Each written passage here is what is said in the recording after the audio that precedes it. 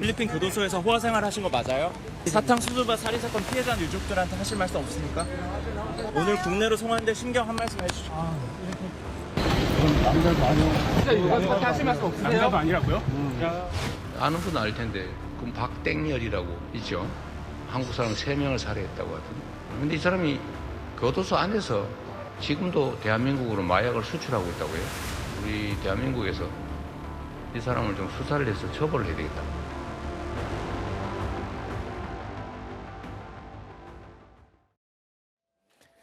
이른바 마야광 박광열.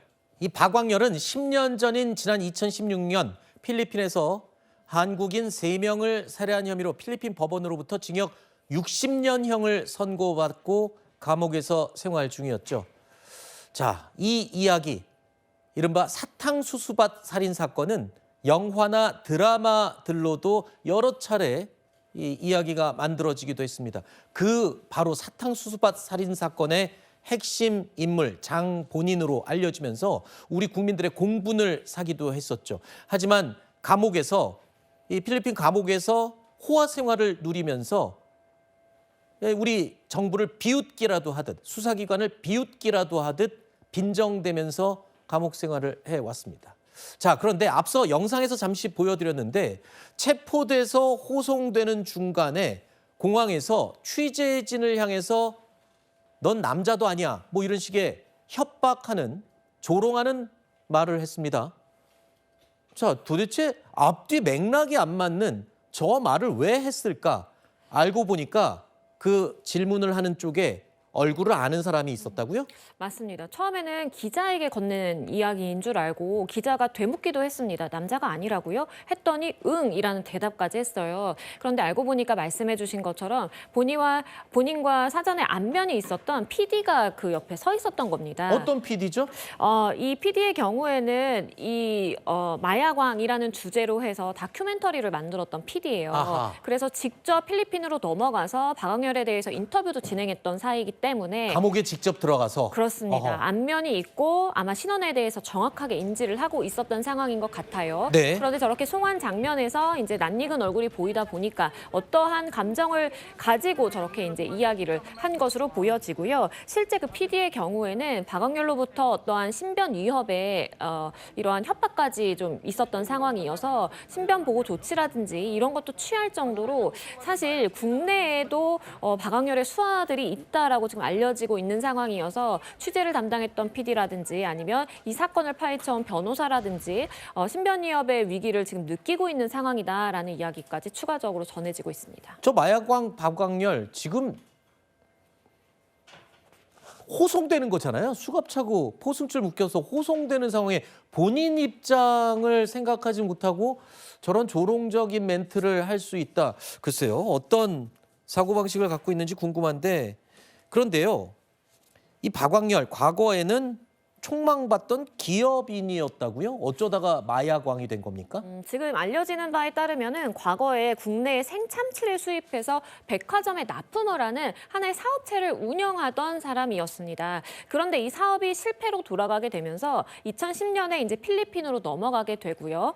필리핀으로 넘어가서 카지노라든지 불법 도박 사업을 하게 되면서 이런 범죄의 길로 들어서게 된 것으로 보여집니다. 이 존재감을 만천하에 드러낸 것은 2016년인데요. 당시 이제 말씀을 해주셨지만 150억 원대의 이제 사기 행각을 벌이고 도피 중이던 이 남녀들을 본인이 좀 챙겨주겠다라고 했지만 실제로는 결과는 이 사람들에 대한 살인으로 이어졌고요. 예. 이 사건이 국내에도 알려지면서 이 이목을 주목받았고 그런데 그 이후의 행보가 뭐 도주를 한다라든지 탈옥을 한다라든지 이런 뉴스들이 계속해서 전해지다 보니까 그 입지가 더 마야광 아니면 범죄의 조직을 이끄는 뭔가 우두머리 이런 식으로 이미지화가 많이 됐습니다. 결국엔 투자 사기, 수백억대 투자 사기를 치고 이 도망갔던 그 한국인 3명 이들을 옥수수밭에서 살해하고 그리고 그들이 갖고 있던 100억 원을 훔쳐서 행방은 지금 묘연한 상황이죠. 그 돈의 행방 말입니다. 자, 그런데 저는 이해할 수 없는 부분이 징역 60년을 선고받고 필리핀 교도소에서 감옥 생활을 하던 중이었는데 오히려 그 시기가 마약 조직을 최대로 키우는 그런 시기였단 말입니다. 어떻게 수감된 사람이 그런 범죄를 계속 키워나갈 수 있었죠? 그러니까 필리핀의 경우에는 이 수감 시설이 우리나라의 이 교정 시설을 떠올리면 안 될 것 같습니다. 네. 그러니까 필리핀의 경우에는 사실상 이 교도관만 잘 매수를 하면 호화 생활을 즐길 수 있는 그러한 조건이었기 때문에 말씀해주신 것처럼 수감 생활을 하는 동안 조직을 굉장히 많이 키웠거든요. 그럴 수 있었던 것은 휴대전화도 자유롭게 사용이 가능했고요. 그 안에서 뭐 스파라든지 테니스까지 즐겼다는 이야기가 나오고 네. 본인의 이제 애인을 거기로 불러서 사실상에 함께 생활을 했다라는 이야기도 나오는 상황이기 때문에 네. 영상 통화라든지 아니면 텔레그램을 통해서 조직원들에게 개별적으로 마약을 어떻게 유통시키라라는 세부 사항의 지시가 가능했고 이러한 시기와 맞물려서 그 조직 세력은 더 커질 수밖에 없었던 것으로 보여집니다. 네. 이 필리핀 내의 교정 시설이 금전과 유착돼서 본인이 마음대로 할 수 있는 그런 정황을 마음껏 누리고 이용을 악용을 했던 거죠. 자, 그런데 교도소에서 심지어 조직을 최대 규모로 키우고 이른바 황제 생활을 누리던 박광열 지금 기고만장을 했던 것 같습니다. 내가 입 열면 한국 검찰 여럿 옷 벗는다 뭐 이러면서 비아냥거리고 놀렸는데 이런 말하면서 살다가 결정적으로 우리나라로 송환하게 된 계기가 있었죠. 그렇습니다. 사실은 이제 범죄 2016년에 발생한 이후에 9년 만에 한국 송환입니다. 네. 그 이전에도 우리나라에서 이 박광렬을 국내로 송환해 오기 위해 굉장히 많은 노력을 기울였지만 이게 녹록치 않았거든요. 현지에서의 수감 생활을 끝낸 이후에야 가능할 것이다. 그럼 네. 60년 이후에면 사실 불가능한 것이잖아요. 네. 그런데 마닐라 정상회담이 있었고 그때 이재명 대통령이 직접적으로 언급을 하면서 송환에 협조해 줄 것을 아하. 요청했다라고 전해지고요. 이 부분에 대해서 이제 필리핀이 화답을 하면서 이렇게 절차적인 문제가 해소돼서 국내로 올 수 있었습니다. 그렇군요. 자, 우리나라 감옥에서는 황제 생활 꿈도 못 꿀 겁니다. 원하는 대로 할 수 없겠죠. 제대로 된 처벌, 제대로 된 감옥 생활을 우리나라 와서 해야죠. 세 번째 사건 보시죠. 자, 세 번째 사건은 뭘까요? 마약왕 잡아왔다. 얼마 전 강력반에서 보도해드렸던 건데 해외에 나가 있던 마약왕 국내에 들어왔습니다. 잡혀서요. 이야기 들어보시죠. 필리핀 교도소에서 호화 생활 하신 거 맞아요? 국내로 마약 판금이 인정하십니까? 오늘 국내로 송환돼 심경 한 말씀 해주시죠.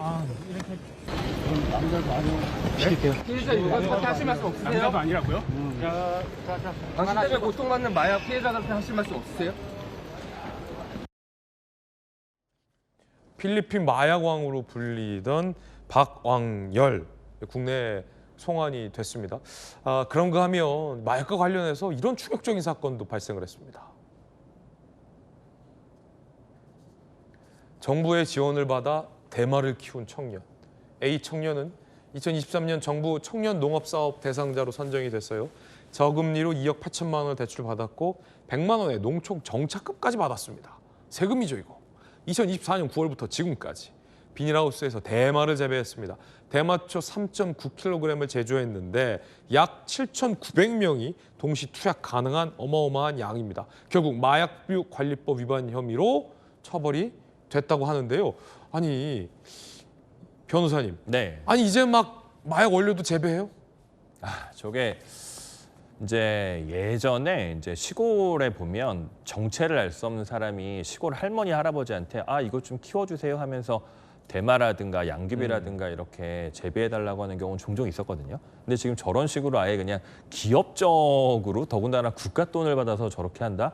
저건 너무 황당하고 이게 지금 나라 돈 받아서.